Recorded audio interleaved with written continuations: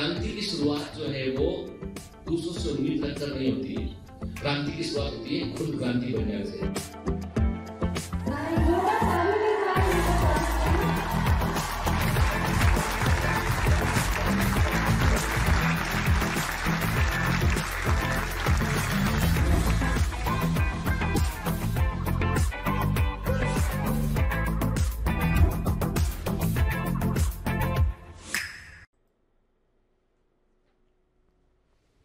Hello commandos, welcome to Biomentors classes online. I am doctor Jitendra Singh और हम पढ़ रहे हैं बेटा प्लांट किंगडम।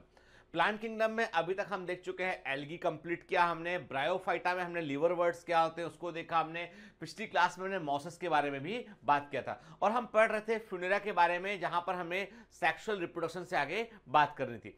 अब कुछ बच्चों का बोलना ये है कि सर आपसे जो बच्चे लास्ट ईयर भी पढ़े हैं उन्होंने कहा कि सर लास्ट ईयर आपने हमको थोड़ा सा प्लांट किंगडम और अधिक डिटेल में पढ़ाया था, आपने मॉसेस को थोड़ा और डिटेल में बताया था, आपने जो है वो लिवर वर्ड्स को और डिटेल में पढ़ाया था, आपने कई एल्गी आपने डिटेल में बताई थी। क्योंकि बेटा लास्ट ईयर तक जिपमर का एग्जाम भी हो रहा था, ठीक है, और जिपमर और एम्स के अलग अलग एग्जाम थे और जिपमर और एम्स का सिलेबस नीट की तुलना में बड़ा था, ठीक है। तो स्पेशली जिपमर में कई सारे क्वेश्चन होते थे जो कि आपके नीट के सिलेबस से अधिक से जो है उसके अंदर कंटेंट अवेलेबल था, इसलिए जो है पुराने एग्जाम के क्वेश्चंस को देखते हुए हम लोग को एक रेंज ऑफ क्वेश्चन कवर करने के लिए उतना डिटेल में पढ़ना पड़ता था, ठीक है। अभी आपका एक ही एग्जाम में नीट का, तो नीट के एग्जाम का जो सिलेबस है बेटा, जो एनसीईआरटी पर फोकस सिलेबस है, उसके अकॉर्डिंग हम बियॉन्ड एनसीईआरटी काफी कुछ पढ़ रहे हैं। लेकिन यदि आप चाहते हैं कि आपको मैं जिपमर के लेवल पर या उस लेवल पर पढ़ाऊं फिर से के प्लांट किंगडम, तो आप गलती कर रहे हैं आपके, क्योंकि बेटा हमारे पास जो हमारी एनर्जी है ना उसको सही दिशा में लगाना है हमको, ठीक है ना। तो इसलिए मैं क्या कर रहा हूं उसके पर यकीन रखिए के ऐसे क्वेश्चन कमेंट में करना कि सर ये नहीं पढ़ा रहे आप, बेटा आप उठा के देख लीजिए, मैं आपकी पूरी 100% एनसीईआरटी कवर कर रहा हूं। आपके रेंज ऑफ क्वेश्चन मैंने पहले भी आपसे कहा था कि कई एग्जाम ऐसे जैसे कि एमएससीईटी था, कॉमेट का एग्जाम था, कर्नाटका पीएमटी का एग्जाम था, ठीक है, तो अलग अलग पीएमटी के एग्जाम होते थे पहले, तो उनका सिलेबस अलग अलग होता था, तो हम लोग उसके अकॉर्डिंग भी कवर करना पड़ता था, है ना, ठीक है। तो मैंने आपके एक बड़े लॉजिकल क्वेश्चन का उत्तर दिया है कि अभी हमारा फोकस है नीट का एग्जामिनेशन, क्योंकि सारे मेडिकल एडमिशन नीट से ही होने हैं और नीट का सिलेबस हमें पूरा कवर करना है, वर्ड टू वर्ड कवर करना है, हमें पूरा 100% एनसीईआरटी कवर करना है, between the lines of NCERT, around the NCERT वो भी कवर करना है, लेकिन too far away from NCERT उसके लिए वक्त नहीं है, ठीक है, वो नहीं करेंगे हम, ठीक है ना। तो क्योंकि ऐसा जनरली वो बच्चे बोल रहे हैं जो जेआरएफ नेट का एग्जाम देने के लिए पढ़ रहे हैं यहाँ पर या पीएससी के एग्जाम की तैयारी कर रहे हैं, तो बेटा आप लोगों को थोड़ा डिटेल में पढ़ना पड़ेगा, तो वो पीएमटी से आप नीट से उसका कंपेयर मत कीजिए, ठीक है ना।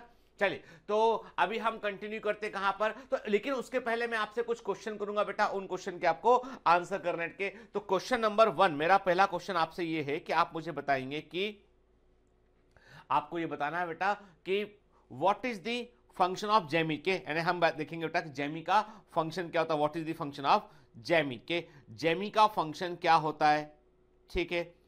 किस ब्रायोफाइटा में हमको जैमी कप देखने मिलते हैं, किस ब्रायोफाइटा में हमको जैमी कप देखने मिलते हैं, ठीक है। And what is the function of इलेटर्स in Marchantia, Marchantia में इलेटर का फंक्शन क्या होता है आप मुझे बताएंगे, ठीक है। कौन सा ऐसा ब्रायोफाइटा है जिसमें स्पोरोफाइट केवल और केवल कैप्सूल से बना होता है, only one part is present that is the capsule, के कौन सा ऐसा ब्रायोफाइटस का स्पोरोफाइट सिंपलेस्ट होता है, केवल कैप्सूल से बना होता है। तो मैं आपको कुछ प्रश्न दे रहा हूं बेटा। Number 1, what is the function of gemmae, gemmae का फंक्शन क्या होता है, जैमी कप हमें किस ब्रायोफाइटा में देखने मिलते हैं, और इलेटर्स जो मार्केंशिया में पाए जाते हैं उनका फंक्शन क्या होता है, और सबसे सिंपलेस्ट स्पोरोफाइट जिसमें केवल कैप्सूल होता है वो आपको किसमें देखने मिलता है, ठीक है, क्लियर। एक लास्ट क्वेश्चन का आंसर करेंगे, व्हाट इज हेड्रोम, हेड्रोम क्या होता है, ये मैं पिछली क्लास में आपको बतलाया था, व्हाट इज हेड्रोम, ये भी आपको बताना है, क्लियर। तो ये बेटा क्वेश्चन है जो हमको थोड़ा सा दिमाग में रखने हैं, तो इनके आप मुझे आंसर करेंगे, है ना। तो देखो बेटा, हम पिछली क्लास में बात कर रहे थे कि फ्यूनेरिया जो है वो मॉस का रिप्रेजेंटेटिव मेंबर है, तो इसलिए कई बार एग्जामिनर जब क्वेश्चन करेगा फ्यूनेरिया के ऊपर क्वेश्चन करेगा ना, तो क्या करेगा वो आपको आपसे जो क्वेश्चन करेगा ना, तो वो बेसिकली फ्यूनेरिया नाम देकर क्वेश्चन करेगा, ठीक है। तो मॉस को समझने के लिए हमें फ्यूनेरिया को समझना जरूरी है, ठीक है। तो यहां पर हम बेटा बियॉन्ड एनसीईआरटी जाकर बात कर रहे हैं, क्योंकि हमको जो between the lines of NCERT कुछ चीजें लिखी वो हमें समझना जरूरी है वो, ठीक है, क्लियर। तो फिनोरिया में हमने आपसे कहा था। अच्छा बताइए ये क्या दिखाई पड़ रहा है हमें, ये है इसका स्पोरोफाइट, स्पोरोफाइट का ये हिस्सा है सीटा, ये है इसका हिस्सा कैप्सूल, ठीक है। और जहां पे गेमिटोफाइट से जुड़ा होगा वहां पे क्या होगा, वहां पे होगा फूट होगा। और गेमिटोफाइट छोटा होता है, 3 से 5 सेंटीमीटर लंबा होता है, ठीक है ना। क्लियर। तो देखो बेटा है ना, ये क्या है, ये इसका गेमिटोफोर है, ये इसका गेमिटोफोर है इसमें। और ये क्या दिखाई पड़ रहा है बेटा, ये दिखाई पड़ रहा है आपको स्पोरोफाइट दिखाई पड़ रहा है। अब एक चीज का आप उत्तर मुझे देंगे, बताइए ये टोपी के समान जो कैप्सूल के ऊपर, कैप्सूल के ऊपर जो कैप के समान स्ट्रक्चर दिखाई पड़ रहा है उसे क्या कहते हैं, what is the name of this structure, के उस स्ट्रक्चर का नाम बताइए जो कैप्सूल के ऊपर टोपी के समान प्रेजेंट है। पिछली क्लास में मैंने इसके बारे में आपको बतलाया था, क्या नाम है उसका बताइएगा, ठीक है। चलिए अब जहां हमने बात खत्म की थी, हमने कहा था कि फिनोरिया जो है वो होता है मोनोशियस, मेल और फीमेल सेक्स ऑर्गन दोनों एक ही थैलस पर पाए जाते हैं, एक ही प्लांट में पाए जाते हैं। थैलस नहीं, इसमें बॉडी क्या होती है, जो फिनोरिया है उसकी बॉडी होती है फोलियोज बॉडी होती है इसकी, गैमिटोफोर बोलते हैं इसमें राइजोल्ट्स होते हैं, स्टेम के समान मैन एक्सिस होता है और लीफ के समान इसमें लेटरल देखने मिलते हैं, ठीक है। तो इसमें मेल और फीमेल स्ट्रक्चर दोनों एक ही प्लांट में पाए जाते हैं। और मैंने आपसे कहा था बेटा कि मेल जो सेक्स ऑर्गन है वो है एंथ्रीडिया और फीमेल सेक्स ऑर्गन होता है आर्किगोनिया। क्लियर, ठीक है। आटोसिस का मतलब है कि मेल और फीमेल सेक्स ऑर्गन अलग अलग ब्रांचेस पर पाए जाएंगे इसमें, ठीक है। मेल सेक्स ऑर्गन एंथ्रीडिया है, फीमेल सेक्स ऑर्गन आर्किगोनिया है। सेक्स ऑर्गन के स्टॉक्ड होते हैं और प्रोजेक्टेड होते हैं इनके। यदि आप मेल सेक्स ऑर्गन एंथ्रीडियम को देखेंगे तो एंथ्रीडियम में आपको ऐसे स्टॉक दिखाई पड़ेगा ये, ठीक है, ठीक है। फिर इसकी वॉल दिखाई पड़ेगी आपको, जो डबल लेड वॉल उसमें होगी ये आपको ऐसी वॉल दिखाई पड़ेगी आपको, ये ठीक है, सिंगल लेड वॉल इसमें, ठीक है, दिखाई पड़ेगी। और अंदर क्या, अंदर इसमें जो है आपके आप अंदर ये प्रेजेंट है इसमें, ये है ये आपका एंड्रोसाइट मदर सेल के, इसमें अंदर एंड्रोशियम में क्या होती है, अंदर आपको देखने मिलेंगे एंड्रोसाइट मदर सेल। क्या देखने मिलेंगे, एंड्रोसाइट मदर सेल देखने मिलेंगी। याद रखना ये होती है हैप्लॉइड, और हैप्लॉइड सेल में मियोसिस नहीं होता है, इसलिए ये माइटोसिस करेंगी। तो एंड्रोसाइट मदर सेल हमको अंदर देखने मिलेंगी, इनमें डिवीजन होगा और उससे एंड्रोसाइट बनेंगे। फिर एंड्रोसाइट मेटामॉर्फोसिस करेंगे, उससे मेल गैमेट या एंथ्रोजॉइड बनेगा। मतलब एंड्रोसाइट मदर सेल आपको एंथ्रीडियम के अंदर देखने मिलेगी, उसमें होगा माइटोसिस, उससे जो है आपके 2 एंड्रोसाइट सेल बनेंगी। फिर एंड्रोसाइट सेल में मेटामॉर्फोसिस होगा तो फिर जो है बाइफ्लैजिलेट मेल गैमेट बनेगा, ठीक है, क्लियर, ठीक। फिर हम देखते हैं जो फीमेल पार्ट है आर्किगोनिया, वो भी स्टॉक्ड होता है, उसमें भी ऐसा स्टॉक देखने मिलता है आपको, ठीक है। उसमें नीचे क्या होता है, नीचे एक फूला हुआ हिस्सा देखने मिलता है, जो नीचे एक फूला हुआ हिस्सा हमको देखने मिलता है। और ये जो फूला हुआ हिस्सा, नीचे फूला हुआ हिस्सा होता है, इसे बोलते हैं हम वेंटर कहते हैं, जो मटकी के समान दिखाई पड़ता है, हमें घड़े के समान दिखाई पड़ता है, ठीक है। ये है इसका वेंटर, डबल लेड वॉल होती है इसमें, ठीक है। ये इसका स्टॉक है, नीचे वाला हिस्सा क्या है, ये इसका स्टॉक है, ये इसका हो गया है वेंटर है, ठीक है। उसके ऊपर नेक होती है, वेंटर के ऊपर ये नेक है इसमें, जो कि नेक सेल से बनी होती है, ये इसकी नेक है और 6 रो ऑफ नेक सेल से बनी होती है, ठीक है, क्लियर। और ऊपर सबसे ऊपर मैंने आपसे कहा कि अब अंदर देखोगे आप तो वेंटर के अंदर वेंटर क्या होता है, निचला फूला हिस्सा होता है, इसमें क्या होगा, इसमें एक एग होगा, ये एक एग है, ठीक है। इसके ऊपर वेंटर केनाल सेल होगी, इसके ऊपर एक होगी, नीचे वाला क्या हो गया, एक एग हो गया, इसमें एक एग हो गया, एक वेंटर केनाल सेल हो गया इसमें। और नेक के अंदर होती है 6 या 6 से अधिक आपको नेक केनाल सेल देखने मिलेंगे यहाँ पे, कि आप अंदर इसके हुई नेक केनाल सेल हो गया इसमें, ठीक है। और टॉप पर देखने मिलेगा आपको जो है वो कवर सेल या लिड सेल देखने मिलेंगी, जो कवर करेंगे इसको। ये होता है आर्किगोनिया। अब देखो ये मैं आपको बता चल ताकि आपके दिमाग में ये चीजें रहे। एग्जाम में ऐसा इतना डिटेल में पूछेगा नहीं पूछेगा मुझे भी नहीं मालूम के, लेकिन क्योंकि देखो नीट में कभी ऐसा पूछा नहीं गया, ऑल इंडिया पीएमटी में इतना डिटेल में आके नहीं पूछा गया। जिपमर में और एम्स में पूछने की संभावनाएं थी, पूछा था, जिपमर के अंदर तो पूछते ही पूछते थे, एम्स में कभी कभी ये क्वेश्चन आया करता था इस लेवल का। तो अभी हमको लेकिन इंफॉर्मेशन दिमाग में रखना है कि आर्किगोनिया होता कैसा है।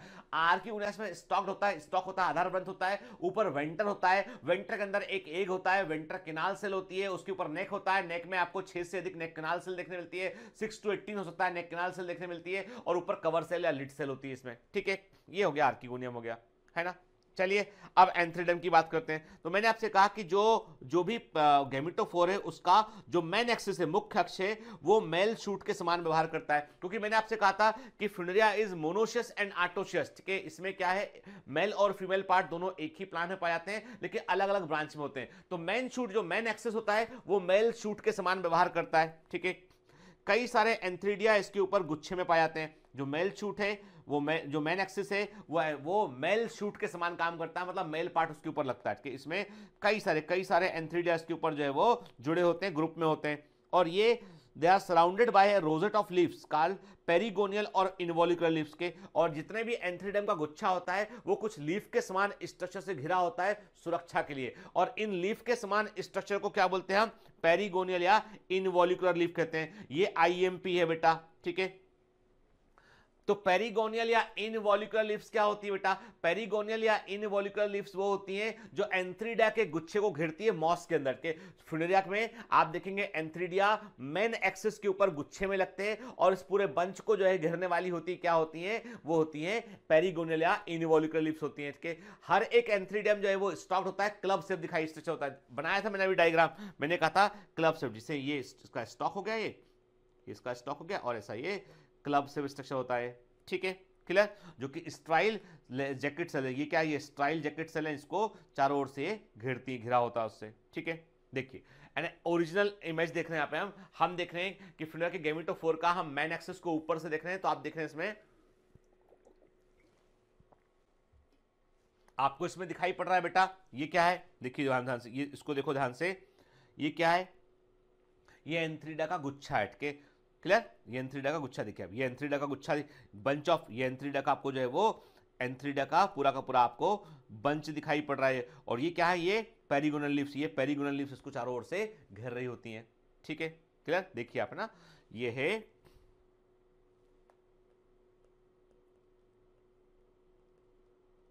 एंथ्रीडिया, ठीक है। और जो कई सारे एंथ्रीडिया होते हैं इनके बीच में कुछ आपको हेयर लाइक स्ट्रक्चर देखने मिलते हैं, कुछ आपको हेयर लाइक स्ट्रक्चर देखने मिलते हैं। इनके स्टॉक पे ग्लैंड होती है, कुछ हेयर लाइक स्ट्रक्चर होते हैं, उनके सिरे पे ग्लैंड होती है और वो नमी को, मॉइस्चर को सीक्रेट करते हैं, सीक्रेशन रिलीज करते हैं जिससे कि जहां पर नमी बनी रहे, है ना, और एंथ्रीडिया सूख ना जाए। इन हेयर लाइक स्ट्रक्चर को बोलते हैं हम पैराफाइसिस, इन्हें बोलते हैं हम पैराफाइसिस कहते हैं, पैराफाइसिस कहते हैं। These are the paraphyses which are glandular structure, green होते हैं, फोटोसिंथेटिक होते हैं और ग्लैंडुलर होते हैं ये, ठीक है। और इनके चारों तरफ जो हमको लीफ दिखाई पड़ रही है वो क्या है, वो पेरिगोनियल लीव्स, ये हमको पेरिगोनियल लीव्स होती हैं जो इसकी सुरक्षा कर रही होती हैं, ये पेरिगोनियल लीव्स हैं, ठीक है, क्लियर, देख रहे हैं। तो पैराफाइसिस क्या होते हैं, जब एंथ्रीडिया गुच्छे में होती है तो उनके बीच में आपको कुछ हेयर लाइक स्ट्रक्चर दिखाई पड़ते हैं, क्लोरोफ्लस होते हैं, ग्लैंडुलर होते हैं, इनको पैराफाइसिस कहते हैं हम, ठीक है। और याद रखिए आर्किगोनिया का गुच्छा जो होता है ना उसमें भी पैराफाइसिस देखने मिलते हैं लेकिन उनमें ग्लैंड नहीं होती है। एंथ्रीडिया के गुच्छे के बीच में जो पैराफाइसिस होते हैं उनमें ग्लैंड हमको देखने मिलती है, ठीक है। और एंथ्रीडिया के गुच्छे को घेरने वाली जो लीव्स होती है उन्हें हम पेरिगोनियल लीव्स कहते हैं। और आर्किगोनिया के गुच्छे को, बंच को, आर्किगोनिया के बंच को जो लीफ घेरती है उन्हें हम क्या बोलते हैं, उन्हें हम पेरीचिटियल लीव्स कहते हैं उनको, ठीक है, क्लियर। देखिए आप है ना, हम देख रहे हैं आपको स्ट्राइल एंथ्रीडिया का इमेज देख रहे हैं। तो बाहर क्या है, इसमें स्ट्राइल जैकेट लेयर है, अंदर स्पर्मेटोजिनस टिश्यू भरा होता है बेटा, ठीक है, जिससे हम क्या बोलते हैं, जिन्हें हम बोलते हैं एंड्रोसाइट मदर सेल, एंड्रोसाइट मदर सेल बोलते हैं, ठीक है। ये सेल जो है वो ऐसी स्क्वायर में सेल होती है, ठीक है, स्क्वायर में सेल होती है। इनमें होता है माइटोसिस होता है इनमें, ठीक है। और इनके माइटोसिस होने से क्या होता है कि ये सेल जो होती हैं, जिसे ये मैंने कहा ये स्क्वायर में सेल, इनमें माइटोसिस होता है इनमें, ठीक है। न्यूक्लियस दो में डिवाइड किया और ये सेल क्या होती है, सेल जो है दो हिस्सों में बढ़ जाती है। सेल, ये सेल क्या होती है, इसे एक सेल से दो सेल ऐसी बन जाएंगी ये, ठीक है। माइटोसिस हुआ इसमें, तो इससे क्या हुआ, ये दो क्या बन गई बेटा, ये दो बन गई यहां पर एंड्रोसाइट सेल बन गई है। फिर एंड्रोसाइट सेल में क्या होता है, मेटामॉर्फोसिस, इनमें होता है मेटामॉर्फोसिस, इनमें मेटामॉर्फोसिस होगा, उससे क्या बन जाएगा, उससे जो है वैसा है सिकल शेप दो मेलगेमिड बन जाएंगे, ये बन गए हैं एंथेरोजॉइड मेलगेमिड बन गए हैं, ठीक है ना। बिल्कुल सिंपल सा, केवल आप एक बार सुन लोगे बेटा ध्यान से इसको तो आपको याद रह जाएगा क्योंकि मैंने आपसे पहले भी कहा ना कि ये हम सब कुछ क्यों पढ़ रहे हैं, हम सेफर साइड लेने के लिए पढ़ रहे हैं, ताकि जो एग्जाम में कोई क्वेश्चन थोड़ा सा बाहर जाके between the lines of NCERT पूछते हैं, मॉस के बारे में डिटेल में क्वेश्चन कर ले तो उसका उत्तर हमको बनना चाहिए। ठीक है ना, clear. In an antheridium several androcyte mother cell, जिन्हें हम एंड्रोगोनल सेल भी कहते हैं, वो पाई जाती हैं। अंडरगो माइटोसिस में भाग लेती हैं और एंड्रोसाइट सेल को प्रोड्यूस करती है। इसमें डाइगोनल ऑब्लिक डिवीजन देखने मिलता है। मैंने कहा था ना आपको कि ये सेल है, डिवीजन कैसा हुआ इसमें, डाइगोनल ऑब्लिक डिवीजन हमको इसमें देखने मिला ऐसा। ठीक है, इससे 2 एंड्रोसाइट सेल बन गई। फिर ये एंड्रोसाइट सेल मेटामॉर्फोसिस में भाग लेती है और सिकल सेप्ट मतलब होता है इस तरह का जो है वो मेल गैमेट ये प्रोड्यूस करती है, एंथ्रोजॉइड को ये प्रोड्यूस करती है। ठीक है, सिकल सेल बाइफ्लोएयर मेलगेमेट प्रोड्यूस करती है। तो मतलब फ्यूनेरिया में जो मेलगेमेट होता है वो सिकल सेप्ड होता है, हंसिए के समान दिखाई पड़ता है और बाइफ्लैजिलेट होता है। क्या होता है वो, बाइफ्लैजिलेट होता है। ठीक है, क्लियर है ना। और आप देखो मैंने कहा आपसे ये क्या है बेटा, ये हो गया है आपका एंथ्रीडिया। ठीक है, और ये क्या है बताओ, ये हेयर लाइक से क्या ये है, वेरी गुड। आपने कहा सर, आप भी बताया था आपने पैराफाइसिस, ये पैराफाइसिस होता है। ठीक है, ऊपर इसके ये ग्लैंड पाई जाती है, ग्लैंडुलर पैराफाइसिस को बोलते हैं हम, ग्लैंडुलर पैराफाइसिस हमको देखने मिलता है। ठीक है, क्लियर।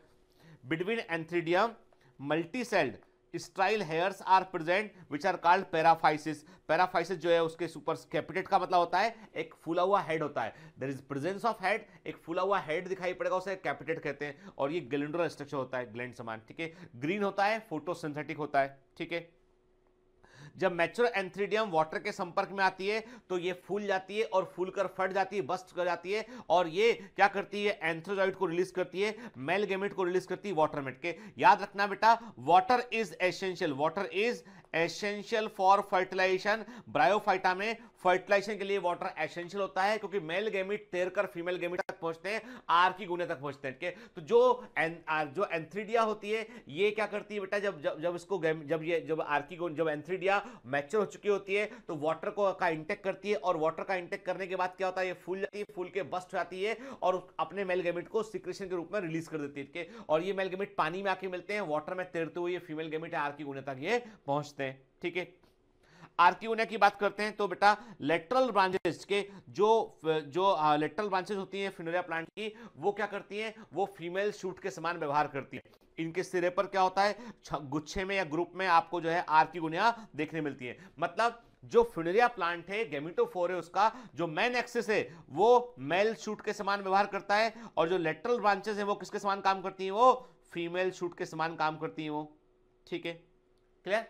इसके पीछे कारण है कि आर्किगोनिया का गुच्छा जब लग जाएगा बेटा, तो आर्किगोनिया से मैंने क्या कहा आपसे कि जो इमेजिन करता हूं मैं एक फ्यूनेरिया प्लांट हूं, मैं इमेजिन कर रहा हूं कि मैं एक फ्यूनेरिया प्लांट हूं, ये मेरा मेन एक्सिस है, इसके ऊपर क्या है, इसके ऊपर एंथ्रीडिया प्रेजेंट है, ये जो है मेरे लेटरल ब्रांच है, इसके ऊपर आर्किगोनिया प्रेजेंट है। जब आर्किगोनिया मैच्योर हो जाएंगे, डेवलप हो जाएंगे, तो क्या होगा, लेटरल ब्रांच का वजन बढ़ जाएगा, लेटरल ब्रांच पे आर्किगोनिया के गुच्छे का वजन बढ़ जाएगा, तो लेटरल ब्रांच क्या करेगी, वो ऐसे नीचे की ओर झुक जाएगी और वाटर के संपर्क में आएगी। सिरे पर क्या आर्किगोनिया प्रेजेंट इसमें, तो आर्किगोनिया वाटर के कांटेक्ट में जाएंगी और मेल गैमेट तैरता हुआ इस तक पहुंच जाएगा। ठीक है ना, क्लियर। तो आर्किगोनिया गुच्छा भी जो होता है वो लीफ के क्लस्टर से घिरा होता है, और इन लीव्स को हम पेरिशीटल लीव्स कहते हैं। अब भूलना नहीं आपको, जो एंथ्रीडा का गुच्छा जिन लीफ से घिरा होता है उन्हें पेरिगोनियल लीव्स कहते हैं, इनवॉल्यूकुलर लीव्स कहते हैं, और जो आर्किगोनिया का गुच्छा जिन लीफ से घिरा होता है उन्हें हम पेरिशीटल लीव्स कहते हैं। और यहां पर भी हमको पैराफाइसिस देखने मिलेंगे, लेकिन उनमें ग्लैंड नहीं होती है। तो नॉन ग्लैंडुलर पैराफाइसिस जो है आर्किगोनिया के गुच्छे के बीच में हमको देखने मिलते हैं। और हर एक आर्किगोनिया कैसी होती है बेटा, एक फ्लास्क शेप स्ट्रक्चर होता है, उसमें एक शॉर्ट स्टॉक होता है, एक फूला हुआ वेंटर होता है, और एक ट्यूब के समान नेक दिखाई पड़ती है। ठीक है ना, क्लियर। तो मतलब मैंने आपसे कहा था बेटा, ये जो हिस्सा आप देख रहे हैं इसमें, ये एक्चुअल इमेज हमें दिखाई पड़ रही है, ये मैंने कहा ये आपका नेक हो गया, ये आपका हिस्सा, ये क्या हो गया, ये आपका नेक हो गया। ठीक है, ये क्या हो गया बेटा, ये इसका वेंटर हो गया।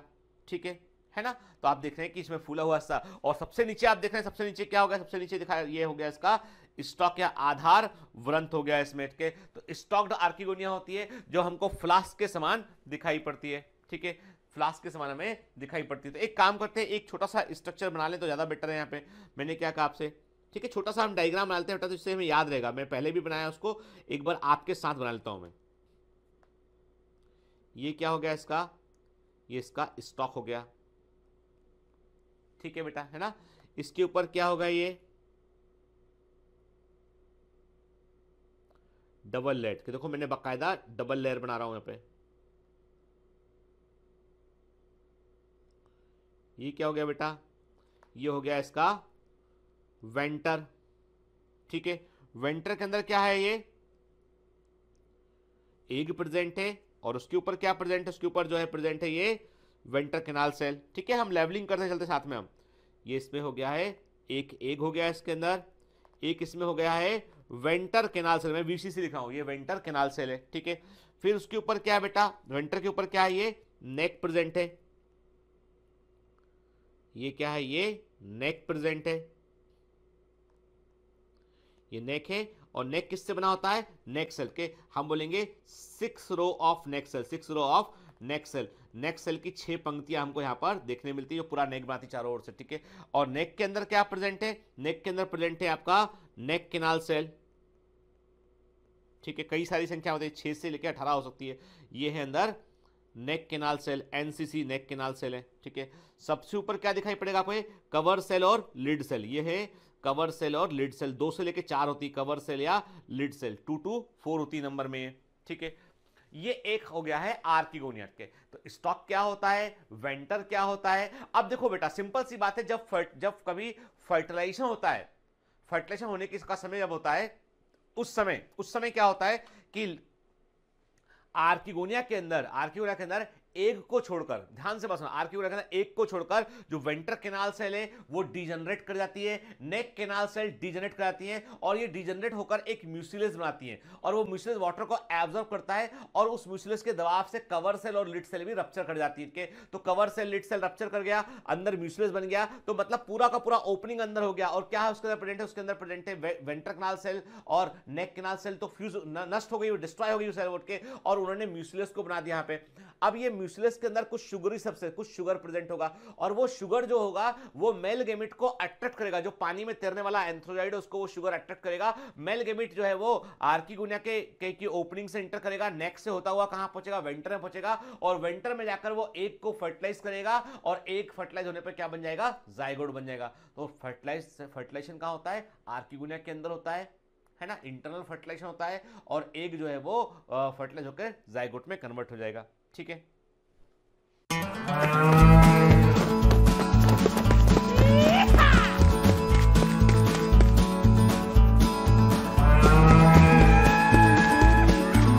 Hi, sorry to disturb you in between lecture, but it's important to inform you.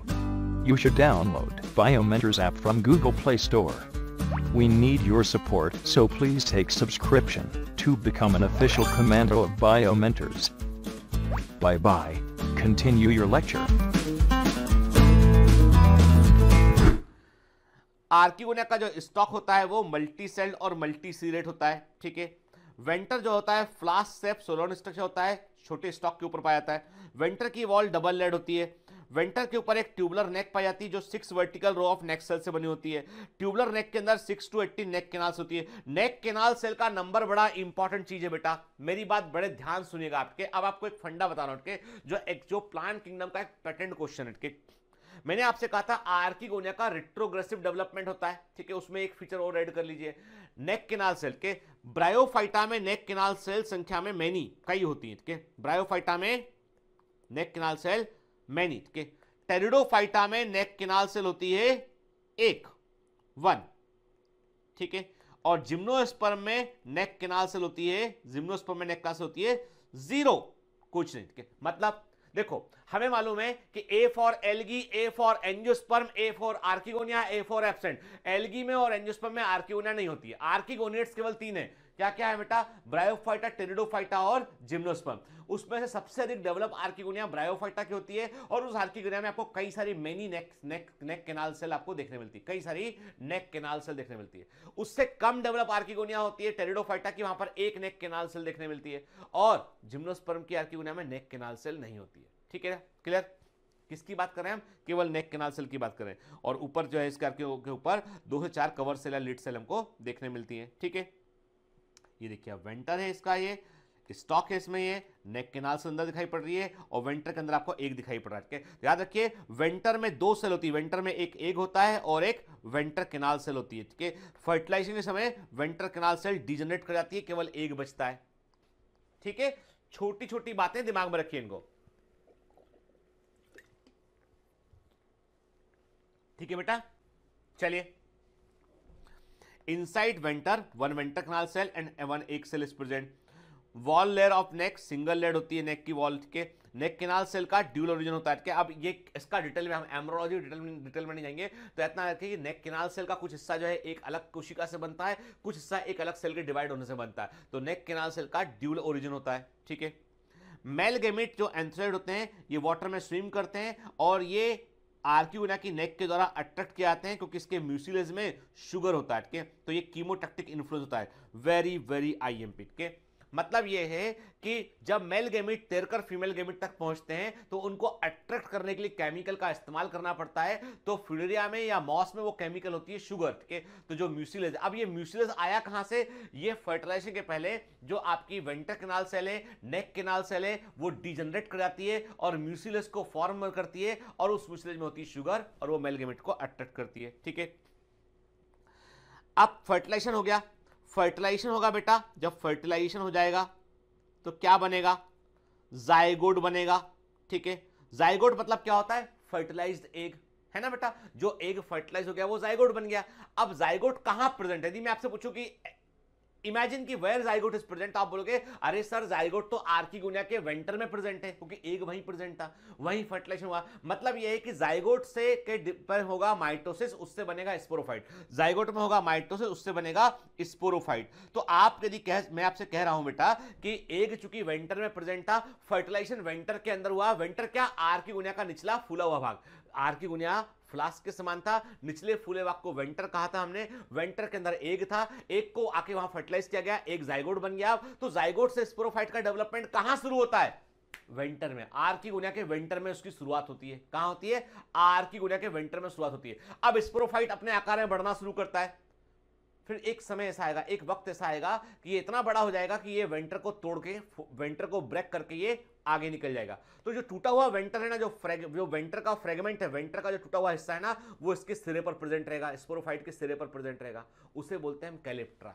जो टोपी के समान स्ट्रक्चर है ना, वो कैलिप्ट्रा है। और कैलिप्ट्रा कहां से आता है? आर्किगोनिया की वेंटर का रिमेन होता है। That is the remain of the venter of the archegonia, उसे हम कैलिप्ट्रा कहते हैं। तो calyptra is a gametophytic structure जो कि आर्किगोनिया के वेंटर से बना होता है। ठीक है, याद रखना, ये बार बार पूछा है, फ्रीक्वेंटली आस्क्ड क्वेश्चन में से के। आप एमसीक्यू बुक उठा के देखो, आपको बार बार कैलिप्ट्रा का क्वेश्चन मिलेगा उसमें। ठीक है, जाइगोट स्पोरोफिटिक पीढ़ी की फर्स्ट कोशिश सेल होती है, ये डेवलप होकर स्पोरोफाइट बनाती है। और देखिए development of sporophyte begins in the venter of archegonia के। स्पोरोफाइट के विकास की शुरुआत आर्किगोनिया के वेंटर में होती है। अब यहां पर एक टर्मिनोलॉजी और याद रखना है हमको। जब कभी ऐसा होता है बेटा, जाइगोट की सेल, जाइगोट डिवाइड किया, उससे कुछ सेल बनी, 2 सेल बनी सपोज, फिर 2 सेल डिवाइड की 4 सेल होंगे। जब जाइगोट से बनने वाली सभी सेल्स, जाइगोट से बनने वाली सभी सेल एक्चुअल एम्ब्रियो का विकास करती हैं। मेरी बात बड़े ध्यान से सुनिए, मुझे मालूम है आपका मन नहीं लग रहा। ठीक है, एक तो एनसीईआरटी, फिर इतना डिटेल लग रहा है आपको। डिटेल कुछ नहीं, ये केवल मॉस पढ़ रहे हैं हम। जो between the lines of NCERT जो लिखा है ना बेटा, वो मॉस पढ़ रहे हैं यहां पे हम। फ्यूनेरा पे मत जाइए, फ्यूनेरा तो उसका एक रिप्रेजेंटेटिव मेंबर है। क्लियर? जब बेटा जाइगोट से बनने वाली सभी सेल एम्ब्रियो का विकास करती है तो उसको होलोब्लास्टिक डेवलपमेंट कहते हैं। और जब कभी जाइगोट से बनने वाली सेल्स में से कुछ सेल एम्ब्रियो को बनाती है, बाकी सेल एम्ब्रियो को बनाने में रोल प्ले नहीं करती हैं, तो उसे हम मीरोब्लास्टिक एम्ब्रियो डेवलपमेंट कहते हैं। तो होलोब्लास्टिक एम्ब्रियो डेवलपमेंट हमको फ्यूनेरा में देखने मिलता है। जबकि टेरिडोफाइटा में क्या होता है? टेरिडोफाइटा में मीरोब्लास्टिक एम्ब्रियो डेवलपमेंट होता है। मीरोब्लास्टिक में जाइगोट से बनने वाली सेल्स में से कुछ सेल एम्ब्रियो को बनाएंगी और कुछ सेल सस्पेंसर को बनाएंगी, जो कि एम्ब्रियो का भाग नहीं माना जाता है, तो उसको हम मीरोब्लास्टिक डेवलपमेंट कहते हैं। ठीक है, The process of fertilization stimulates cells of the ventral wall and they divide to form a protective covering called the calyptra. क्या होता है, फर्टिलाइजेशन होने के बाद में वेंटर की जो वॉल होती है वो भी अपने आप को थोड़ा सा जो है साइज में बड़ा करती है। कारण ये कि उसके अंदर स्पोरोफाइट का डेवलपमेंट होने वाला है, तो अपने आप को बढ़ाती है वो, और एक प्रकार से स्पोरोफाइट को इनिशियल फेज में, शुरुआती फेज में वो स्पोरोफाइट को सुरक्षा प्रदान करती है, उसे हम कैलिप्ट्रा कहते हैं। और कैलिप्ट्रा कैप्सूल के ऊपर कैप के समान पाया जाता है, जब तक कि पूरा का पूरा कैप्सूल मैच्योर ना हो जाए तब तक कैलिप्ट्रा उसके ऊपर प्रेजेंट रहता है। तो calyptra is basically haploid structure, it is A part of the archegonia के वेंटर का एक हिस्सा होता है, वेंटर वॉल का। ठीक है, अब स्पोरोफाइट कैसा होता है इसका, तो फुनेरा के स्पोरोफाइट के 3 हिस्से होते हैं, फुट, सीटा और कैप्सूल के। याद रखिए foot is the lowest part होता है जो कि स्पोरोफाइट को गैमेटोफाइट से जोड़ता है। फुनेरा का जो स्पोरोफाइट होता है गैमेटोफाइट पर सेमी पैरासाइट होता है, अर्ध परजीवी होता है, केवल वाटर और मिनरल को लेता है, अपना भोजन फूड ये खुद बना सकता है। ठीक है, तो कंप्लीट पैरासाइट नहीं होता है। सीटा वो हिस्सा होता है जो फूड को कैप्सूल से कनेक्ट करता है, लंबा सा थ्रेड लाइक होता है। और कैप्सूल ऊपर वाला हिस्सा होता है, capsule is the fertile part जिसमें कि स्पोर बनते हैं।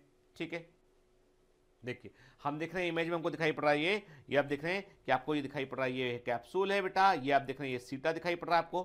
ठीक है, देखिए ना, हम इमेज में आते हैं। यहाँ पे हमने कहा कि उसके ऊपर ये कैलिप्ट्रा है जो कि वेंटर की वॉल का अवशेष होता है, इसमें सुरक्षा प्रदान करता है। ये कैप्सूल है, ये सीटा है और ये फुट के। फुट किससे कनेक्ट होता है, फुट कनेक्ट होता है किससे, ये गैमेटोफोर से जुड़ा होता है।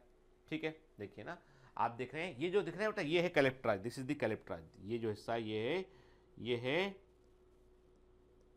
कैलिप्ट्रा, ये है कैप्सूल, ये है सीटा। और नीचे जाके जब जहां गैमेटोफोर जुड़ेगा वहां होगा फुट, वहां क्या होगा बेटा, वहां पे फुट होगा। ठीक है, देखिए ना, आप देख रहे हैं उसको हमने बड़ा किया, कैप्सूल को बड़ा किया, तो दिस इज दी कैप्सूल। ये आप देख रहे हो, ये आपको दिखाई पड़ रहा है कैप्सूल, दिस इज दी सीटा and this is the calyptra. ठीक है ना। अब कैप्सूल में हमने क्या देखा, कैप्सूल में हमको क्या दिखाई पड़ा, अब कैप्सूल के अंदर भी बेटा 3 हिस्से होते हैं। ठीक है, लोएस्ट हिस्सा सबसे नीचे, कैप्सूल का सबसे नीचे वाला हिस्सा, जो नीचे वाला हिस्सा है जो जुड़ा होता है किससे, जो वास्तव में सबसे नीचे वाला हिस्सा जो कि जुड़ा हुआ है किससे, सीटा से जुड़ा होता है, ये हिस्सा है इसका एपोफाइसिस, इसे बोलते हैं हम एपोफाइसिस। इस हिस्से में क्या होते हैं, इस हिस्से में आपको रिंग शेप, आपको इस हिस्से में रिंग के समान आकृति के रिंग शेप आपको स्टोमेटा देखने मिलते हैं। पूरे के पूरे मॉस में, फुनेरा में स्टोमेटा लीफ पर कभी नहीं मिलते हैं। स्टोमेटा केवल कैप्सूल के निचला हिस्सा, इसको हम एपोफाइसिस कहते हैं, उसमें देखने मिलते हैं, और रिंग शेप होते हैं। बीच वाला हिस्सा जो होता है, जो इसका बीच वाला हिस्सा होता है, बीच वाला हिस्सा इसका होता है, वो बीच वाला हिस्सा क्या होता है, इसे बोलते हैं हम थीका, इसे बोलते हैं थीका, इसे थीका बोलते हैं। और ये होता है फर्टाइल पार्ट, यहां पर जो है वो स्पोर प्रोड्यूस होते हैं। और सबसे आगे वाला जो हिस्सा होता है, ढक्कन के समान दिखाई पड़ रहा है हमें, इसे बोलते हैं हम अपरकुलम, इसे हम बोलते हैं अपरकुलम। ये स्पोर के डिस्पर्सल में रोल प्ले करता है। ठीक है, अपरकुलम में आप देखो, आपको बकायदा एक बैंड, रेड बैंड दिखाई पड़ रहा है यहाँ पे, और ये बैंड जैसा स्ट्रक्चर होता है एनुलस। क्या होता है, इसको हम बोलते हैं एनुलस बोलते हैं। ये बैंड समान स्ट्रक्चर को क्या बोलते हैं, इसे हम बोलते हैं एनुलस कहते हैं हम। ठीक है, इसे हम एनुलस कहते हैं। ठीक है, देखिए ना, सामने से देख रहे हैं हम, फ्रंट व्यू के बकायदा ढक्कन के समान अपरकुलम दिखाई पड़ता है, इसमें एनुलस होता है। और जैसे ही आप एनुलस को निकालेंगे, एनुलस को आप निकालेंगे, अंदर आपको दिखाई पड़ेंगे टीथ, पेरिस्टोमियल टीथ के। यहां पर क्या होते हैं, आपको यहां पर आपको देखने मिलते हैं कैप्सूल में, अपर पार्ट अपरकुलम में आपको पेरिस्टोमियल टीथ देखने मिलते हैं। और ये पेरिस्टोमियल टीथ जो होते हैं, ये स्पोर के डिस्पर्सल में हेल्प करते हैं। जैसे मार्केजिया में इलेटर्स थे, स्पोर के डिस्पर्सल में हेल्प कर रहे थे, फ्यूनेरा में पेरिस्टोमियल टीथ होते हैं जो स्पोर के डिस्पर्सल में हेल्प करते हैं। ठीक है, चलिए, कैप्सूल क्या है, ये पियर शेप हिस्सा होता है, क्लोरोफाइलस स्ट्रक्चर का होता है। इसके मेन पार्ट होता है स्पोरोफाइट का, थोड़ा सा स्लाइडली ऑब्लिक होता है, तिरछा सा होता है। और इसके 3 हिस्से होते हैं, एपोफाइसिस, थीका और अपरकुलम। ठीक है, याद रखिए एपोफाइसिस, थीका और अपरकुलम। बीच वाला हिस्सा थीका जो है वो फर्टाइल पार्ट होता है इसमें। ठीक है, क्लियर। हम देख रहे हैं ऊपर वाला हिस्सा अपरकुलम है, बीच वाला हिस्सा थीका है, नीचे वाला एपोफाइसिस है। और जो आप देख रहे हैं सेंट्रल इसमें क्या होता है, इसमें आपको एक सेंट्रल कंडक्टिंग पार्ट देखने मिलेगा जो वाटर के मूवमेंट में रोल प्ले करता है, जो वाटर को प्रोवाइड करने में रोल प्ले करता है, न्यूट्रिएंट प्रोवाइड करने में रोल प्ले करता है, कंडक्शन ऑफ न्यूट्रिएंट में। इसे बोलते हैं हम कॉलीमेला। के याद रखना बेटा, कॉलीमेला हमको कहां देखने मिलता है, हमें जो कैप्सूल जो है फ्यूनेरा के अंदर जो स्पोरोफाइट का कैप्सूल होता है उसमें हमको सेंट्रल कंडक्टिंग स्ट्रैंड, केंद्रीय संवहनी तंतु, सेंट्रल कंडक्टिंग स्ट्रैंड देखने मिलता है, जिसको बोलते हैं हम कोल्यूमेला कहते हैं। एग्जाम का क्वेश्चन है ये, ठीक है, क्लियर। देखिए ये दिखाई पड़ रहा है हमें कोल्यूमेला, सेंट्रल कंडक्टिंग स्ट्रैंड है, ये है स्पोरोजेनस टिश्यू है इसके अंदर, ठीक है। ये निचला हिस्सा एपोफाइसिस है, ऊपर वाला हिस्सा क्या है बेटा, अपर्कुलम है ये, और उसमें आपको एक रिंग दिखाई पड़ रही है, रिंग को हमने एनुलस कहा हमने, ठीक है। और इस रिंग के नीचे पेरिस्टोमल टीथ प्रेजेंट रहेंगे, ठीक है, क्लियर। एपोफाइसिस जो है वो कैप्सूल का निचला आधारी हिस्सा होता है। रिंग शेप स्टोमेटा पाए जाते हैं, याद रखना बेटा स्टोमेटा लीफ पर नहीं होते हैं, केवल और केवल स्पोरोफाइट में होते हैं। स्पोरोफाइट में भी केवल कैप्सूल के निचले हिस्से में होते हैं, एपोफाइसिस में होते हैं। सेंट्रल कंडक्टिंग स्ट्रैंड कोल्यूमेला होता है, यहां पर फोटोसिंथेटिक सेल्स पाई जाती है और ये सीटा से जुड़ा होता है। थीका जो होता है ये कैप्सूल का फर्टाइल पार्ट होता है, मिडिल पार्ट ऑफ कैप्सूल होता है, इसमें रिंग के समान आकृति का, रिंग शेप आकृति का स्पोर सेक होता है, ठीक है। और ये स्पोर सेक में कई सारे एयर स्पेस होते हैं और इन एयर स्पेस को घेरने वाली सेल्स को हम ट्रेबिकुली सेल बोलते हैं। मतलब क्या होता है बेटा, जो कैप्सूल है उस कैप्सूल में चारों तरफ, कैप्सूल में अंदर, कैप्सूल के अंदर चारों तरफ एक खोखली ट्यूब होती है, ट्यूब के साथ रिंग के समान खाली जगह होती है, उस जगह में कई सारे स्पोर मदर सेल होती है जिनमें होता है मियोसिस, उससे स्पोर्स बनते हैं, ठीक है। और इस खाली जगह को हम क्या बोलते हैं, इसे हमने बोला रिंग शेप स्पोर सेक बोला। इस स्पोर सेक में कई सारे इसमें कई सारी हेयर लाइक स्ट्रक्चर होते हैं, इनको हम क्या बोलते हैं, ट्रेबिकुली बोलते हैं। और इन हेयर लाइक स्ट्रक्चर्स जो है ये एयर कैविटीज को घेरते हैं, किसको घेरते हैं, एयर स्पेस को घेरते हैं, ठीक है ना। मतलब जो स्पोर सेक होता है उसके चारों तरफ जो है सुरक्षा के लिए आपको क्या होता है, आपको स्पोर सेक को चारों तरफ से जो है वो एयर स्पेस से घिरा होता है और इस एयर स्पेस को बनाने के लिए ट्रेबिकुली सेल रोल प्ले करती है, ठीक है। और it behave like a shock absorber के समान, शॉक एब्जॉर्बर झटका सहने वाली की क्षमता इसको प्रदान करता है, ठीक है। एक्चुअली में आपको थोड़ा समझने में एक प्रॉब्लम ना, इसलिए मैं आपको बताता हूं। देखो बेटा, ठीक बीचों बीच ये तो कोल्यूमेला प्रेजेंट है ना, हम ऊपर से ना कैप्सूल को ऊपर से झांक के देख रहे हैं कि ऊपर से कैसा है, कोल्यूमेला हो गया, ठीक है। इसके बाद क्या देखा, इसके बाद मैंने कहा कि यहां पर ये क्या हो गया, ये पूरा, इसके बाद ये हो गया पूरा स्पोर सेक, ये पूरा स्पोर सेक हो गया, इसमें ये स्पोर मदर सेल प्रेजेंट है, ये क्या हो गया, ये स्पोर सेक, स्पोर मदर सेल प्रेजेंट है। इसके चाहो तो फिर क्या होगा, ये सुरक्षा प्रदान करने के लिए ट्रेबिकुली सेल, ये ट्रेबिकुली सेल प्रेजेंट है, ये ट्रेबिकुली सेल प्रेजेंट है और ये एयर चैम्बर को बना रही है यहाँ पे, ठीक है ना। तो ये क्या है, ये जो सेल है, ये सेल जो है वो these are the trabeculae cell जो एयर स्पेस को आ रही है। और एयर स्पेस क्या है, ये एयर स्पेस है, ठीक है। स्पोर सेक क्या है, स्पोर सेक ये है। रिंग शेप का क्यों दिखाई पड़ रहा है, क्योंकि बीच में कोल्यूमेला है इसलिए रिंग शेप का दिखाई पड़ रहा है हमको, ये है ना, ठीक है। फिर म्यूसिस कहां होती है, स्पोर सेक में होती है। स्पोर मदर सेल म्यूसिस में भाग लेते हैं, हैप्लॉइड स्पोर बनता है और स्पोर गैमेटोफिटिक जनरेशन की फर्स्ट सेल होती है। कोल्यूमेला जो होता है वो स्ट्राइल पार्ट है, कोल्यूमेला जो है वो किसी भी तरह के डिवीजन में भाग नहीं लेता है। कोल्यूमेला सेंट्रल कंडक्टिंग स्ट्रैंड होता है, स्ट्राइल पार्ट होता है, जबकि जो है वो स्पोर मदर सेल में होता है म्यूसिस, उससे स्पोर बनता है और स्पोर गैमेटोफाइटिक जनरेशन की फर्स्ट सेल होती है, ठीक है, क्लियर। अब अपर्कुलम क्या होता है, कैप्सूल का सबसे ऊपरी भाग होता है अपर्कुलम, ये लिड के समान, ढक्कन के समान होता है ये। और इसमें जो थीका और अपर्कुलम के बीच में क्या होता है कि आपको एक रिंग देखने मिलती है। इस रिंग को क्या बोलते हैं, हम बोलते हैं एनुलस बोलते हैं। आउटर रिंग को हम एनुलस बोलते हैं, अंदर वाली रिंग को हम रिम या डायफ्राम बोलते हैं, ठीक है। और याद रखिएगा बेटा, अपर्कुलम के ठीक नीचे जहां से एनुलस को आप हटाते हो, अपर्कुलम के ठीक नीचे आपको पेरिस्टोम रीजन देखने मिलता है, पेरिस्टोम क्षेत्र देखने मिलता है, ठीक है। पेरिस्टोम रीजन में जो है दो जोन होते हैं, upper peristome and lower peristome region के। और इनमें क्या होता है, जिसे मैंने कहा, ये इमेजिन कीजिए, ये पेरिस्टोमल टीथ है, ये पेरिस्टोमल टीथ है, ये ऐसे एक दूसरे को ओवरलैप करके ढके होते, कवर किए, कोई ओपनिंग नहीं इनके बीच में। लेकिन जब ये सूख जाएंगे, वाटर इनको नहीं मिलेगा, तो ये बाहर प्रेजेंट मॉइस्चर को लेंगे। बाहर जब मॉइस्चर होगा इन्वायरमेंट में तो ये सूख जाएंगे, तो बाहर मॉइस्चर यदि इन्वायरमेंट में प्रेजेंट है, क्योंकि अंदर से जैसे कैप्सूल मैच्योर होगा, कोल्यूमेला कंडक्शन बंद कर देगा, ठीक है। अब ये सूख जाएगा कैप्सूल, ठीक है, लेकिन बाहर मॉइस्चर होगा तो पेरिस्टोमल टीथ क्या करेंगे, बाहर की तरफ मुड़ जाएंगे, ये बाहर मुड़े तो आप देखो ये गैप बन गया, गैप बनाया नहीं बना, देखो ये गैप बन गया, है ना, ठीक है। बाहर मुड़ने पे ये गैप बन गया और इसी समय पर सीटा लंबा हो जाएगा। जब सीटा लंबा होगा तो कैप्सूल उल्टा हो जाएगा, ठीक है। अब हवा चलेगी तो जो है वो इंस्टॉलमेंट में धीमे धीमे स्पोर बाहर निकल जाएंगे, ठीक है। अब आप इतना डिटेल में मत जाइए, आप इतना सोचिए केवल कि बस पते की बात तो यह है कि फुनेरा में स्पोर को डिस्पर्स करने के लिए, बाहर निकालने के लिए पेरिस्टोमियल टीथ जो है वो रोल प्ले करते हैं। पेरिस्टोमियल टीथ जो है वो ओपनिंग्स को मारते हैं जिससे कि स्पोर एक साथ पूरे बाहर नहीं निकलते हैं, धीमे धीमे जो है बाहर निकलते हैं, वो छलनी के समान धीमे धीमे, सीव के समान धीमे धीमे बाहर निकलते हैं। भाई कोई छलनी से छाना तो एकदम थोड़ी नीचे गिर जाएगा सामान, धीमे धीमे बाहर निकलेगा छन के। ऐसी जो है वो इस पेरिस्टोमियल टीथ के भी जो गैप होते हैं, ओपनिंग होते हैं, उससे स्पोर धीमे धीमे बाहर निकलेंगे, इंस्टॉलमेंट में बाहर निकलेंगे वो। ठीक है, क्या लिखा?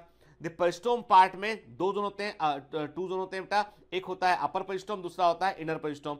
हर एक पोर्शन में 16 ट्राइंगुलर पेरिस्टोमियल टीथ पाए जाते हैं, टोटल 32 होते हैं, 2 रो में के। तो कुल 32 पेरिस्टोमियल टीथ हमको फुनेरा में देखने मिलते हैं, और ये जो है 16-16 की 2 लेयर में, रो में होते हैं, और ये स्पोर डिस्पर्सल में रोल प्ले करते हैं। ठीक है, देखिए ये अपर कुलम है, ये एनुलस है, और ये इसके नीचे आप देख रहे हैं ये वाला, ये दिखाई पड़ रहा है आपको, ये दिखाई पड़ रहा है, ये peristomial teeth, these are the peristomial teeth, ये पेरिस्टोमियल टीथ दिखाई पड़ रहे हैं हमको यहाँ पर, ये पेरिस्टोमियल टीथ होते हैं। ठीक है, देखिए सामने से देखिएगा उसको तो हम देख रहे हैं, हमको दिखाई पड़ रहा है अपर कुलम के आसपास जो बैंड दिखाई पड़ रहा है वो क्या है? वो annulus. This band is the annulus, this band is the annulus. ये बैंड क्या है बेटा? ये बैंड है एनुलस। ठीक है, भाग तो नहीं गए आप छोड़ के मुझे कि मैं अकेला पढ़ा रहा हूं, आपने बंद कर दिया कि सर अब तो नहीं पढ़ रहा है इसको हम ऊपर। ठीक है, ऐसा नहीं करना बेटा, है ना। अपर कुलम, चारों तरफ बैंड वो है एनुलस। ठीक है, देखिए अब देखो आप, ये दिखाई पड़ रहे हैं हमें बेटा पेरिस्टोमियल टीथ के। पेरिस्टोमियल टीथ कैसे होते हैं? पेरिस्टोमियल टीथ देख रहे हैं हम, देखो आप, है ना, ये देखिए आप, है ना, ये दिखाई पड़ रहे हैं हमें पेरिस्टोमियल टीथ के, है ना। तो हमें ये पेरिस्टोमियल टीथ दिखाई पड़ रहे हैं, और ये पेरिस्टोमियल टीथ जो होते हैं, अब देखो इन्होंने क्या किया, जब जैसे हटते हैं तो बारीक बारीक ओपनिंग दिखाई पड़ रही है हमें कि इनसे स्पोर बाहर निकलते हैं, इन ओपनिंग से स्पोर बाहर निकलते हैं, इन स्लिट से या ओपनिंग से स्पोर बाहर निकलते हैं। ठीक है, देखिए जब कैप्सूल नम होगा तो देखो ये आउटर और इनर, ये जो आउटर, ये क्या है बेटा? ये आउटर टीथ है, ये आउटर टीथ है। ठीक है, आउटर टीथ है ना, और अंदर इनर टीथ के इन्होंने क्या कर रखा है? इन्होंने पूरा पैक कर रखा है, स्लिट को पैक कर रखा। जैसे ही सूखना शुरू, ड्राई कैप्सूल में सूखना शुरू हुआ तो आउटर पेरिस्टोमियल टीथ बाहर निकलने लगे के। दे शोज द हाइड्रोचेजिस के, ये बाहर मॉइस्चर को लेने के लिए बाहर निकलते हैं, ये हाइड्रोचेजिस को शो करते हैं। जो पेरिस्टोमियल टीथ होते हैं वे बाहर मॉइस्चर लेने निकलते हैं, हाइड्रोचेजिस को शो करते हैं, और फाइनली ड्राइड कैप्सूल, एकदम सूखे कैप्सूल में क्या हो गए कि आउटर पेरिस्टोमियल टीथ एकदम बाहर आ गए। देखो ये क्या है? ये आउटर पेरिस्टोमियल टीथ एकदम बाहर आ गए। इससे क्या बन गया? ये स्लिट बन गए, ओपनिंग स्लिट बन गए हैं, ओपनिंग्स बन गई, इससे स्पोर बाहर निकल जाते हैं। ठीक है, clear? In Furera, there is built-in mechanism which allow this dispersal of spore only when conditions for germination of spore are favorable. देखो जब बाहर मॉइस्चर रहेगा तो आउटर पेरिस्टोमियल टीथ बाहर की तरफ आ जाएंगे, पोर ओपन हो जाएगा, स्पोर बाहर निकल जाएंगे। बाहर गर्मी रहेगी तो ये आउटर पेरिस्टोमियल टीथ सूख जाएंगे, वापस से अंदर आके क्लोज कर लेंगे सिस्टम को। ठीक है, तो इनबिल्ट सिस्टम, जब बाहर कंडीशन ठीक रहेगी तो ही स्पोर को डिस्पर्स करेगा बाहर ये। ठीक है, स्पोर क्या होते हैं? Spore they are the first cell of the gametophytic generation. Spore gametophytic पीढ़ी की फर्स्ट सेल होती है। 12 से लेकर 20 माइक्रोन डायमीटर के होते हैं, स्फेरिकल डबल लेयर्ड होते हैं। आउटर लेयर को एक्सोस्पोरम कहते हैं, इनर लेयर को एंडोस्पोरम कहते हैं, और स्पोर में क्लोरोप्लास्ट होता है। ठीक है, और स्पोर जर्मिनेट होकर क्या बनाता है? ये प्रोटोनिमा बनाएगा। पहले कि गलती मत करना, स्पोर जनरेट होगा, प्राइमरी प्रोटोनिमा बनेगा। प्राइमरी प्रोटोनिमा में कई सारी बर्ड्स होंगी, और उन बर्ड्स से फिर गैमेटोफोर बनेगा। ठीक है, clear? The spore germinate to form primary protonema, जो कि ब्रायोफाइटा की, फुनेरा की जुवेनाइल स्टेज को शो करता है, तरुण अवस्था को शो करता है। तो हमेशा मॉस के अंदर जब स्पोर जर्मिनेट होगा तो पहले प्रोटोनिमा बनेगा, प्राइमरी प्रोटोनिमा बनेगा, उसमें कई सारी बर्ड्स होंगी, और उन बर्ड्स से नया गैमेटोफोर प्लांट बनेगा। ठीक है, देखिए आप, है ना, ये हम देख रहे हैं स्पोर दिखाई पड़ रहा है हमें, ये स्पोर है। ठीक है, ये क्या दिखाई पड़ रहा है आपको? ये आपको प्रोटोनिमा दिखाई पड़ रहा है, प्रोटोनिमा है ये। ठीक है, इसमें ये देख रहे हैं आप, बर्ड दिखाई पड़ रही है आपको ये, और बर्ड से क्या निकल रहा है? ये निकल रहा है गैमेटोफोर या प्लांट निकल रहा है, गैमेटोफोर या हैप्लॉइड प्लांट ये निकलता हुआ हमको दिखाई पड़ रहा है। हमने एक इंडिकेटिव डायग्राम बनाया कि कैसे होता है। ठीक है, और कहीं ये स्पोर जो है वो इधर उधर ना हो जाए तो एक राइजोइडल ब्रांच होती है इसमें, कि स्पोर से जो है वो प्रोटोनिमा के अंदर की एक ब्रांच होती है, जमीन के अंदर जाती है, उसे हम राइजोइडल ब्रांच कहते हैं। राइजोइडल ब्रांच कहते हैं, जो जमीन के अंदर होती है, और जमीन से बाहर जो होती है उसे बोलते हैं हम क्लोरोनिमल ब्रांच, उसे बोलते हैं हम क्लोरोनिमल निमल ब्रांच कहते हैं, जो कि ग्रीन फोटोसिंथेटिक होती है, ठीक है। तो प्रोटोनिमा के अंदर भी 2 ब्रांचेस होती हैं, जमीन के ऊपर ग्रो करती है, जिसमें बर्ड होती है उसे क्लोरोनिमल ब्रांच कहते हैं, जमीन के अंदर जाती है उसे हम राइजोइडल ब्रांच कहते हैं, ठीक है ना, क्लियर। अब यहां पर तो ये फ्यूनेरिया खत्म हुआ। अब मैंने आपको जितने भी पॉइंट बताए फ्यूनेरिया के बारे में, यही एग्जाम में बार बार पूछे जाने वाले क्वेश्चन है बेटा, ठीक है। इसके अलावा डिटेल में पढ़ना हो तो पढ़ लो भाई, लेकिन ये कि मैंने आपसे कहा ना कि नीट का सिलेबस तो है वो कंसाइज सिलेबस है बेटा, ठीक है। और उसमें जो नीट में रखा ना पहली प्रायोरिटी पर आपको उसको अच्छे से पढ़ना है ना, बजाय रैंडम पढ़ने के। इसलिए प्लीज है ना भरोसा रखिए। देखो बेटा ना, मैं आपको जो भी पढ़ा रहा हूं ना, मैं बहुत सोच समझ के पढ़ा रहा हूं कि मेरे बच्चों को जो है वो एग्जाम में सारे क्वेश्चन बनना चाहिए, है ना। तो इसलिए जो beyond the NCERT, between the lines of NCERT जो जाना होता है वो हम पढ़ते हैं। क्योंकि देखिए उन्होंने लिखा था स्पोर्ट स्पेशल में हेल्प करता है, तो जो एनसीईआरटी में 2-4 लाइनें लिखी थी ना मॉस के अंदर, वहां पे उन्होंने कई कहानियां छिपा दी थी अंदर, उसमें उन छिपी कहानियों को हमने अभी देखा, ठीक है। अब कुछ पॉइंट है दिमाग में डाल लेना बेटा, जो कॉमन रैंडम क्वेश्चन है, याद रखिएगा। मैंने आपसे कहा था स्फेग्नम को छोड़कर, मैं याद है मैंने पिछली क्लास में बताया, स्फेग्नम को छोड़कर बाकी सभी ब्रायोफाइटा में जेमी बनता है, ठीक है। Except Sphagnatae group of Bryophyta gemmae are found in all, यानी स्फेग्नम में जेमी फॉर्मेशन नहीं होता है, याद रखिएगा, ठीक है। कुछ ऐसे मॉस है जो वास्तव में मॉस नहीं होते हैं, ब्रायोफाइटा नहीं होते हैं, लेकिन उनके नाम के आगे मॉस लगा होता है। जैसे रेंडियर मॉस के, रेंडियर मॉस जो है उसे वो बेसिकली एक लाइकेन होता है, क्लेडोनिया लाइकेन के। तो reindeer moss is not actual moss, it is a lichen, Cladonia lichen के। लिटिल क्लब मॉस हम स्लेजिनेला को बोलते हैं। स्लेजिनेला एक टेरिडोफाइटा होता है, स्लेजिनेला एक टेरिडोफाइटा, उसको लिटिल क्लब मॉस बोलते हैं। आयरिस मॉस हम एक रेड एल्गी को कहते हैं, और उस रेड एल्गी का नाम है कॉन्ड्रस क्रिस्पस। अब ये तीनों क्या है, तीनों ये एक्चुअल मॉस नहीं होते हैं, इनके नकली मॉस है। जैसे ना पढ़ते थे एनिमल किंगडम में कि ट्रू फिश, सिल्वर फिश एक इंसेक्ट है, असली फिश नहीं है, याद है आपको, ठीक है। डेविल फिश, ऑक्टोपस है, पढ़ते थे कि नहीं पढ़ते थे। वैसे ही मैंने आपसे कहा कि देयर आर सम मॉस जो कि एक्चुअली ये मॉस नहीं है। तो रेंडियर मॉस क्लेडोनिया लाइकेन है, लिटिल क्लब मॉस स्लेजिनेला है, टेरिडोफाइटा होता है, और आयरिस मॉस कॉन्ड्रस क्रिस्पस रेड एल्गी होती है, ठीक है। याद रखिएगा। इलेटर्स जो मार्केंशिया में स्पोर डिस्पर्सल में हेल्प करते हैं, इलेटर्स वो जीरो चीजों को शो करते हैं, वो ड्राइड होने पर कॉन्ट्रैक्ट करते हैं, मूवमेंट, वो सूखने पर मूवमेंट करते हैं। जबकि जो पेरिस्टोमल टीथ होते हैं वो हाइड्रोसेजी को शो करते हैं, वो मॉइस्चर के लिए, वाटर लेने के लिए बाहर मूवमेंट करते हैं, ठीक है। स्पेनिश मॉस भी एक जो है वो एक एपिफाइटिक एंजियोस्पर्म है, जो वास्तविक मॉस में नहीं आता है, इसका नाम है टिलेंडेसिया। टिलेंडेसिया एक एपिफाइटिक एंजियोस्पर्म है जो एक्चुअल मॉस नहीं होता है, ठीक है। अब यहां पर हमारा ब्रायोफाइटा जो है वो कंप्लीट होता है, यहां पे ठीक, यहां पर हमने पूरा ब्रायोफाइटा कंप्लीट किया बेटा। नेक्स्ट क्लास में बात करेंगे हम टेरिडोफाइटा के ऊपर, ठीक है। लेकिन टेरिडोफाइटा में मैं आपको क्लियर कर दूं, टेरिडोफाइटा में जो एनसीईआरटी में लिखा है बेटा, पूरा 100% हमें अच्छे से समझ में आना चाहिए, ठीक है। और फिर बियॉन्ड द एनसीईआरटी कहां, between the lines of NCERT कहां पढ़ाना है मुझे, कहां क्या पढ़ना है, वो मैं डिसाइड करूंगा, ठीक है ना। अब उसमें आपका ज्ञान मेरे को नहीं चाहिए, समझ गए ना, क्लियर। तो भरोसा रखिए, पढ़िए बेटा। अभी आपको कितना पढ़ना है, आपको biotechnology, genetics, molecular biology of inheritance, कितना सारा आपको रिवाइज करना है। अभी कुछ ना प्लांट किंगडम अकेला आएगा एग्जाम के अंदर, है ना। तो पहले एनसीईआरटी का एक भी लाइन, एक भी पॉइंट, एक भी चीज जो between the lines of NCERT, इशारे में एनसीईआरटी ने कुछ कहा है वो भी समझना है हमको, ठीक है। समझ गए ना। तो इसलिए जो हम कर रहे हैं एफर्ट, उसको बेटा उसको दिमाग में रखिए, उसके अकॉर्डिंग पढ़ाई कीजिए, ठीक है। और please don't forget to read performance enhancement sheet and don't forget to solve DPS, ठीक है। तो पढ़ते रहिए, मेहनत करते रहिए, all the best.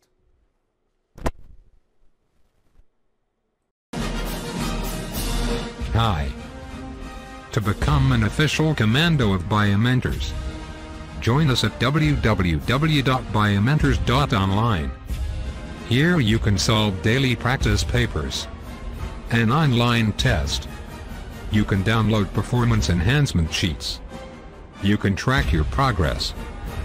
You can interact with other fellow commandos. Join us and prepare yourself. It's a commando training for your success. Download Biomentors online app from Google Play Store.